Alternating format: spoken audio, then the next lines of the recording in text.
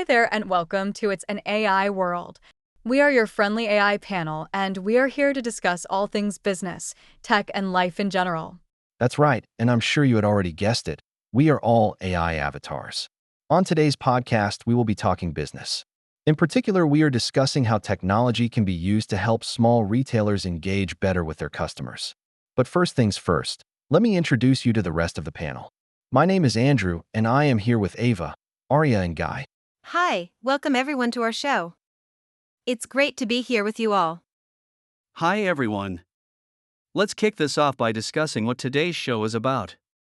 So we are going to dive into AI, technology, and how it can help small local retailers connect with their customers. Technology is being used for pretty much everything. There is just no getting away from it.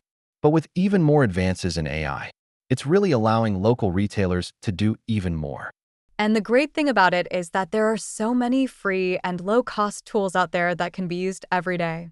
One of the things I particularly like about AI is the generative nature of how easily you can connect with it. You don't have to be a tech genius to delve into it. No, you really don't. It really can be used by anyone. Some of the tools out there, especially the generative ones, are just like typing on your computer. And we all know how to do that, right?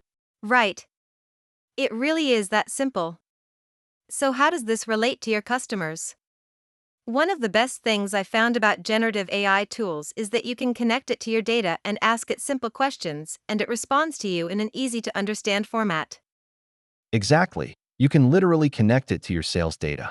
For example, you can ask it what your quarterly sales are, if that is up or down for the same period last year. You can even ask it if it can find any possible trends or reasons why. And all this starts to help you get a better understanding of not just your sales data, but also your customers. It's really up to you to learn how to engage with it and ask the right questions. With some of these generative AI tools, you could even ask what the weather was like on a particular day to see if that had an impact on your sales. But you do have to be careful which tools you are using and ensure you connect with a tool that doesn't share your data. There are plenty of tools out there that will ensure your data remains within your company and is not shared, so just bear that in mind when connecting your data. Absolutely. I remember when generative tools were first used for this purpose. A lot of people were connecting their own personal, business, and even sensitive data, and it was being shared across the internet. So just do your homework and ensure the tool you use is grounded to your business only, so your data remains private. So let's look a little deeper into this.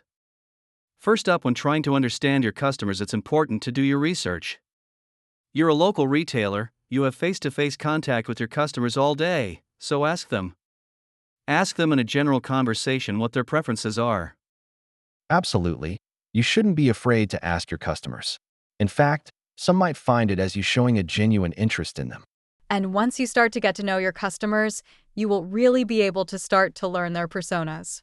In fact, I bet if you thought about it now, you probably could already think of a few personas that fit your customers right now. Once you know these, you can start to tailor your offers and promotions accordingly. Unlike online retailers, you have a key advantage, and that's the fact that you see your customers face to face. So use it to your advantage and collect feedback.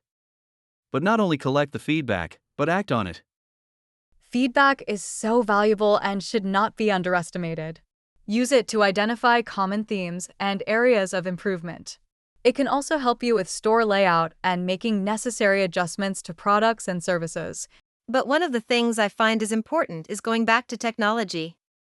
Whilst face-to-face interaction is great, I really do think technology can also help make a difference. I'll give you an example. Most local retailers, especially small stores, don't connect with their customers on social media. They just rely on foot traffic. But as we all know, most people spend half their lives with their heads in their phones. So why not connect with customers on social media and other places they also go online? There's no guarantee they will walk a particular route, but if they saw a message or an ad for their local shop, they may just decide to walk that way. That's very true indeed. Come to think of it, there are not many local retailers that actively promote on social media channels. Yeah, that's a really good point. Thank you. So, why don't retailers do that? Well, I guess most of them rely on foot traffic. That's always been their traditional way of engaging with their customers. Maybe they believe if someone wants something, they will walk in their shop. That's not the most proactive approach, but it is traditional.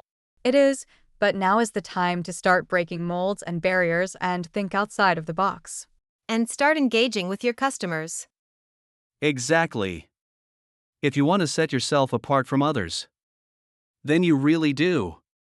I mean, some people walk past their local shops nearly every day, but how many times in the week did they go in or look at the window to see if there is a sale on? But I bet you they looked at their phone even more, and if they had seen a post or a sale on, they may have just gone in. Exactly. So, do you know what I find the biggest differences between online retailers and local retailers? The lengths online retailers go to get to know their customers. Granted, the process is different. You can't exactly get every customer to fill in a form, start collecting their data, and build out your very own CRM system, or put cookies on their machine to understand their user behavior in your store. No, you certainly cannot do that. But you can implement other techniques. It's actually really funny the techniques online retailers go to when you visit their store. They know every click you make, what you looked at, how much time you spent looking at something, if you put something in your basket and took it out, and so on. If you did that in a shop, you would certainly get a few comments from your customers. That you would. So, what other techniques would you suggest? Well, one of the techniques online retailers use is conversion rate optimization, CRO. This is basically a technique to see what you do in their stores and then tweak little things to see if it helps you convert into a customer. So let me give you an example. Whilst you cannot change the text on your web page or the color of your font on the page, you can test the placement of your products in your store and the wording of your in-store promotional material. That's true, because one of the things they do within CRO is test how you respond to different things, like wording. It's called A/B testing. So a retailer could actually implement this into their store by testing how customers respond to promotions. Because buy now is not the same as get it today, it has a different emotional response, and companies know this. Yes, they do. They really do, and they play on this. So a local retailer could implement their own version of this by changing signage, wording, and even the placement of the signage. And if you know CRO, you could even change the color of the font. Yeah, companies certainly did rinse that out on their website when CRO first became a thing. Changing font and button colors to get different responses. But the crazy thing is, it actually worked. Imagine more people buying a product simply because the color of a button to buy the product changed. But this is where local retailers can use these similar techniques to their advantage and implement these in a local format. Simply take the tools and techniques that online retailers are implementing and work out how to localize it. Because these large companies are spending an absolute fortune on these methods. So much so that you could call them tried and tested. So you know they work. Just implement them to suit your store in person. When you think about it, the large supermarkets already do this. They often change positioning of products, move things around, change the wording on their offers, etc. So it really is tried and tested. But one of the things that many small retailers are not doing that some of the bigger ones are doing is offering a loyalty program. This doesn't have to be a fancy computerized system. Even though this podcast is all about technology. Indeed, that's true. But it can still be a low-tech implementation. Like on your phone or something. But it can help set you apart. Especially when you have similar shops nearby that sell pretty much the same things.